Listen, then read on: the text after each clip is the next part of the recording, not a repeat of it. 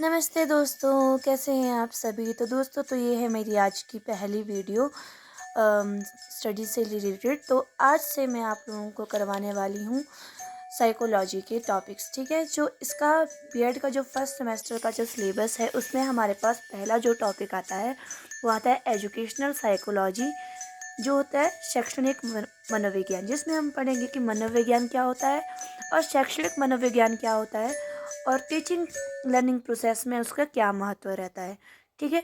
तो चलिए शुरू करते हैं फिर। शैक्षणिक मनोविज्ञान। तो पहले हम पढ़ेंगे मनोविज्ञान होता क्या है, ठीक है। मनोविज्ञान के रिगार्डिंग भी क्या है, बहुत सारे पहले ऐसे आलोचना की गई उसकी। बहुत सारी आलोचना हुई। कोई बोलता रहा व्यवहार का अध्ययन है, कोई बोलता रहा आत्मा का अध्ययन है, कोई बोलता है चेतना का अध्ययन है, कोई बोलता है मन का अध्ययन है। पर हम एक्चुअल में जानेंगे कि मनोविज्ञान है क्या, साइकोलॉजी है क्या, ठीक है। तो चलिए स्टार्ट करते हैं। मनोविज्ञान है, साइकोलॉजी है, वो क्या है, ग्रीक लैंग्वेज के दो वर्ड से मिलकर बना है, जो है साइकी प्लस लोगस, ठीक है। साइकी का अर्थ होता है सोल, जिसको हम आत्मा कहते हैं, और लोगस का अर्थ होता है साइंस, स्टडी, ठीक है, जिसको हम हिंदी में कहते हैं अध्ययन। किससे निकल कर बना है ये, ग्रीक लैंग्वेज से। दोस्तों, मैंने लैंग्वेज मतलब हैंडराइटिंग थोड़ी ख़राब है, पर आप लोगों को जितना मेरे तरफ से कोशिश होगा कि समझ आ जाए। तो अब हम करते हैं इसके डेफिनेशंस, ठीक है। तो जो इसकी पहली जो डेफिनेशन है वो है अकॉर्डिंग टू वुडवर्थ। वुडवर्थ के अनुसार क्या कहते हैं कि वुडवर्थ कहते हैं जो मनोविज्ञान है, साइकोलॉजी एक व्यवहार का अध्ययन है, बिहेवियर का अध्ययन है, ठीक है।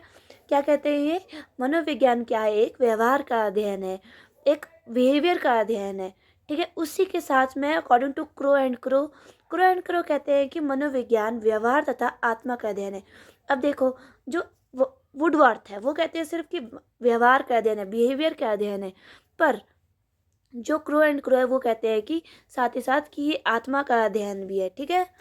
उसी के साथ में हम ऐसे कर सकते हैं कि अकॉर्डिंग टू विकीपीडिया, ठीक है, विकीपीडिया के अनुसार बोलते हैं कि मनोविज्ञान एक व्यवहारिक अध्ययन है जिसमें व्यक्ति का सामाजिक, भावनात्मक तथा मानसिक अध्ययन किया जाता है, ठीक है। कि किस तरह से वो रहता है, किस तरह से वो सब कुछ जो भी होता है, संपूर्ण कार्य प्रवृत्तियाँ जो भी होती है उसका अध्ययन करता है ये, ठीक है। उसी के साथ में अकॉर्डिंग टू प्लेटो कहते हैं कि मनोविज्ञान एक ऐसी अवधारणा है जिस कारण हम व्यक्ति का भावनात्मक तथा मानसिक अध्ययन कर सकते हैं। क्या कर सकते हैं, भावनात्मक तथा मानसिक अध्ययन कर सकते हैं, ये कहा गया है हमारे प्लेटो ने, ठीक है। और साथ ही साथ मनोविज्ञान को साइकोलॉजी तो कहते हैं, पर इसको दर्शन शास्त्र भी कहते हैं हिंदी में, ठीक है। ये ध्यान रखना है आपने, दर्शन शास्त्र भी बोलते हैं मनोविज्ञान को। चलिए इसकी आगे स्टार्ट करते हैं। मनोविज्ञान के प्रकार। मनोविज्ञान के प्रकार क्या क्या है, ठीक है। मनोविज्ञान क्या है, एक व्यवहार का विज्ञान है। पहला टॉपिक आता है इसमें, मनोविज्ञान क्या, एक व्यवहार का अध्ययन है। पहले कहते हैं कि व्यवहार का अध्ययन है। क्यों, मनोविज्ञान एक व्यवहार का अध्ययन है जिसमें व्यक्ति का सामाजिक, भावनात्मक तथा मानसिक अध्ययन कर सकते हैं। यह एक व्यवहारिक अध्ययन है, इसे साथ में दर्शन शास्त्र भी कहा जाता है। उसी के साथ में दूसरा बोलते हैं कि यह एक प्रक्रिया है।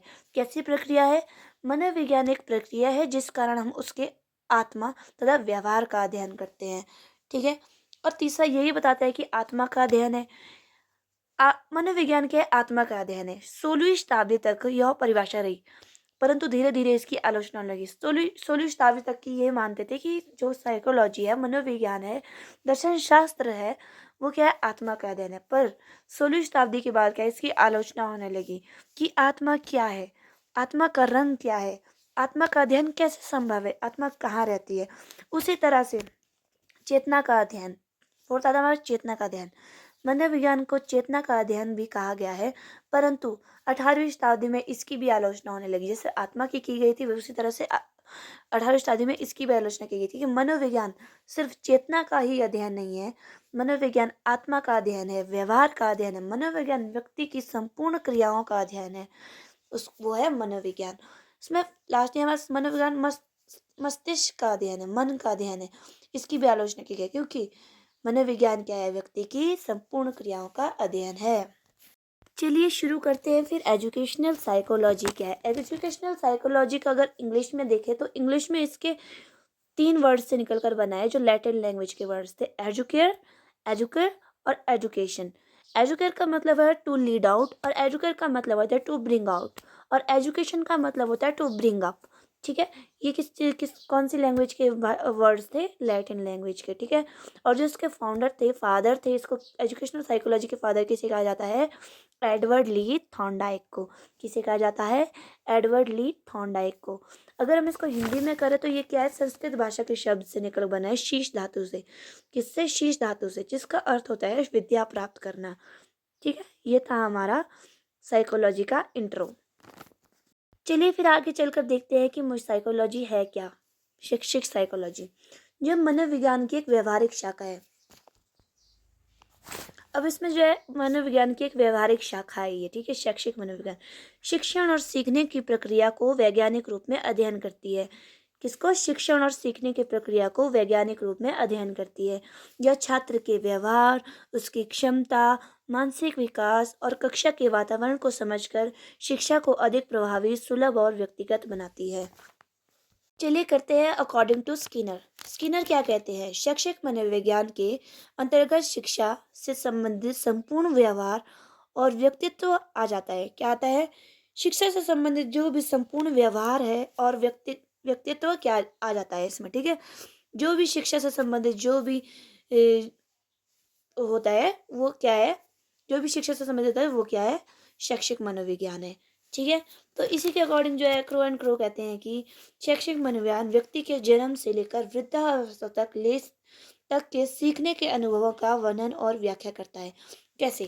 देखो, जैसे बच्चा है, छोटा बच्चा है, जैसे जैसे वो बड़ा बड़ा होता है वो चीज़ों को सीखता है, दूसरों को देखकर सीखता है, चलना सीखता है, बोलना सीखता है, खाना सीखता है। ठीक है, सब कुछ सीखता है। वो क्या है? शैक्षिक मनोविज्ञान के अंदर आता है। ठीक है, उसी तरह से आगे करते हैं हम कि शैक्षिक मनोविज्ञान का मुख्य केंद्र बालक के विकास और इसके सीखने की प्रक्रियाओं का अध्ययन करना है। इसी के साथ में अकॉर्डिंग टू इंसाइक्लोपीडिया शैक्षिक मनोविज्ञान क्या है? शिक्षा का विज्ञान है। किसका है? शिक्षा का विज्ञान है। तो चलिए हम इसके आगे करते हैं टाइप्स को, प्रकार, घटक, जो कुछ भी बोलो। ठीक है, चलो करते हैं फिर। पहला आता है इसका व्यवहारवाद, बिहेवियरिज्म। ठीक है, यह सीखने में अनुक्रिया रिस्पॉन्स के आधार पर दिखता है, जहाँ व्यवहार को पुरस्कार या दंड दिया जाता है। इसका अर्थ ये होता है कि वह इसमें व्यवहारवाद में देखो बच्चे का बिहेवियर देखा जाता है कि किस तरह से वो रिस्पॉन्स करता है चीज़ों को। ठीक है, उसका व्यवहार जो है, उसका बिहेवियर को हम अप्रिशिएट करें, उसको सराहना दें या उसको दंड दें। ठीक है, किसके अगर उसका गलत बिहेवियर होगा तो हम उसको दंड देंगे, या अगर अच्छा बिहेवियर होगा तो उसको हम अप्रिशिएट करेंगे, पुरस्कार देंगे, ये बोल सकते हैं। तो जो अगला आता है दूसरा हमारा संज्ञानवाद। संज्ञानवाद यह मन की आंतरिक प्रक्रियाओं जैसे स्मृति, विचार, समस्या समाधान और जानकारी के प्रसंस्करण और पर केंद्रित है। किस पे? प्रोसेसिंग पर केंद्रित है। अब देखो, ये संज्ञानवाद होता है जो हमारे कॉग्निटिव से रिलेटेड होता है। ठीक है, यह मन की आंतरिक प्रक्रिया, जैसे किस तरह से हम सोचते हैं, किस तरह से हम याद करते हैं, किस तरह से हम समस्या का समाधान करते हैं, और किस तरह से हमारा दिमाग जो है प्रोसेस करता है, और किस तरह से हम जानकारी जुटाते हैं, वो उससे रिलेटेड है ये। उसके बाद आता है रचनावाद। रचनात्मक कैसे वो होते हैं, मतलब क्रिएटिव जो स्टूडेंट्स होते हैं वो उससे रिलेटेड है ये। यह मानता है कि शिक्षार्थी अपने पूर्व अनुभवों के आधार पर ज्ञान का निर्माण स्वयं करते हैं। किस तरह से? देखो, एक बच्चा होता है, ठीक है, अगर वो कुछ चीज़ कर रहा है और उसको वहाँ पे कुछ चोट लगती है या कुछ भी, नेक्स्ट टाइम जब वो फिर वो चीज़ करने जाएगा तो उसको ये ध्यान आएगा कि नहीं, अगर मैं ये करूँगा तो शायद मुझे फिर से चोट लगे, ऐसे। ठीक है, उसी हिसाब से ये कहा गया है कि इससे इसका क्या है, पूर्व अनुभव। इससे क्या है कि बच्चा अपने पूर्व अनुभवों से सीखता है कि मुझे क्या करना चाहिए और क्या नहीं करना चाहिए। ठीक है, जैसे हमने क्रिएटिव लर्नर्स का भी बोल दिया। फिर उसके बाद हमारा सामाजिक सांस्कृतिक विकास है। समाज का और संस्कृति का, कल्चरल और सोशल का क्या है, सबसे ज़्यादा इफेक्ट पड़ता है बच्चे पे। उसके रिगार्डिंग ये देखो, एक बच्चा जन्म लेता है, जिस भी ऐसी भी सोसाइटी में लेता है उसके ऊपर वैसा प्रभाव पड़ेगा। ठीक है, अच्छी सोसाइटी होगी तो अच्छी सोसाइटी का प्रभाव पड़ेगा, बुरी होगी तो बुरी सोसाइटी का प्रभाव पड़ेगा। ठीक है, जैसे यह सीखने में सामाजिक संदर्भ, संस्कृति और अन्य लोगों, शिक्षा साथी की भूमिका पर जोर देता है। किस तरह से? कि उसके जो साथी हैं, जो फ्रेंड्स है, जो फैमिली जो सोशल जो नेबरहुड है उसका, वो किस तरह का है। ठीक है, इस पर डिपेंड करता है ये। ठीक है, चलिए आगे करते हैं मानवतावादी। यह छात्र की भावनात्मक ज़रूरतों, आत्मसम्मान और समग्र विकास पर ध्यान केंद्रित करता है। ठीक है? कि उसका जो है समग्र विकास किस तरह से होगा, किस तरह से वो कॉन्फिडेंट होके चीज़ें करता है, किस तरह से उसके इमोशनल डेवलप हुआ है, वो चीज़ उस पर ध्यान केंद्रित करता है। चलिए फिर शुरू करते हैं educational psychology in teaching learning process, शिक्षण अधिगम प्रक्रिया में शैक्षिक मनोविज्ञान का महत्व। तो इसमें जो पहला पॉइंट था मेरा, शिक्षार्थियों को समझना। पहले तो शिक्षक को छात्रों की मानसिक क्षमता, रुचियों और व्यक्तिगत भिन्नताओं को पहचान कर शिक्षा को बाल केंद्रित बनाना चाहिए। क्यों? क्योंकि अगर टीचर जो है अपने ही मन से पढ़ाता रहेगा तो बच्चों को समझ कैसे आएगा? क्योंकि हर बच्चा क्या है, विविध शिक्षार्थी होता है, डाइवर्स लर्नर्स होते हैं, इंडिविजुअल होते हैं सारे। ठीक है? एक जैसे तरीके से नहीं आता समझ। पर शिक्षक को यह देखना है कि ऐसा कौन सा तरीका अपनाओ जिससे कि सभी बच्चों को अच्छी तरह से समझ आ सके। ठीक है? वो होता है ये। उसके बाद करते हैं हम प्रभावी शिक्षण विधियाँ। प्रभावी शिक्षण विधि जैसे कुछ भी एक्टिविटी करवा दी, वो उससे रिलेटेड है। जैसे मनोविज्ञान के सिद्धांतों का उपयोग करके कक्षा के माहौल को रोचक और सीखने को आसान बनाता है।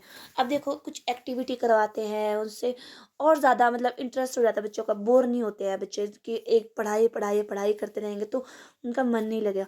अगर हम बीच में कुछ एक्टिविटीज़ करवाएंगे तो मतलब अच्छा जो है कक्षा का माहौल बन जाता है। ठीक है? और बच्चे ज़्यादा अच्छे से सीखते हैं।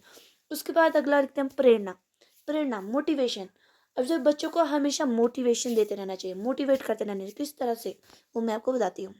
बच्चों को हम मोटिवेट कैसे कर सकते हैं? अच्छी अच्छी बातें बताकर, किसी ग्रेट लीडर की उनके ग्रेट लीडर की बातें उनको बताकर, उनके कि क्या क्या उन्होंने किया, कैसे कैसे उनको उपलब्धियां मिली, वो सब कुछ उस करके हम लोग उनको मोटिवेट कर सकते हैं। उसके बाद फोर्थ आता है हमारे पास मूल्यांकन। मूल्यांकन को जैसे हम कहते हैं टेस्ट।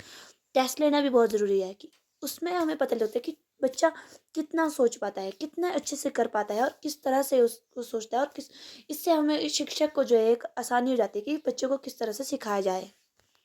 तो ये था हमारा आज का टॉपिक। तो कल करेंगे हम वृद्धि, विकास, परिपक्वता। Thank you.